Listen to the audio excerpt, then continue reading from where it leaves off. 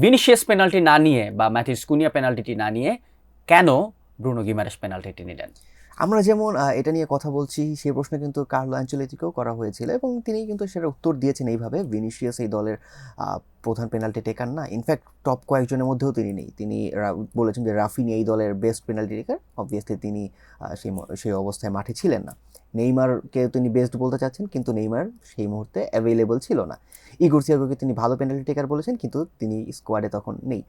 So এই যে যখন মার্টিনেলিরও নাম তিনি মেনশন করেছেন পেনাল্টি টেকার হিসেবে, তো তার আগে কিন্তু তিনি গিমারেসের নামটা বলেছেন। সো এতগুলো নামের মাঝখানে কিন্তু ভিনিসিয়াসের নামটা তিনি বলেন, অর্থাৎ ব্রাজিল যে পেনাল্টি সেশনগুলো করে সেক্ষেত্রে হয়তো ভিনিসিয়াসের পারফরমেন্স খুব বেশি একটা আশা জাগা নিয়ে ছিল না বলেই কার্লো আনচেলত্তি তিনি এই ডিসিশনটা নিয়েছেন। আরেকটা জিনিস বলে রাখি, কার্লো কিন্তু ভিনিসিয়াসকে পার্সোনালি খুব পছন্দ করেন।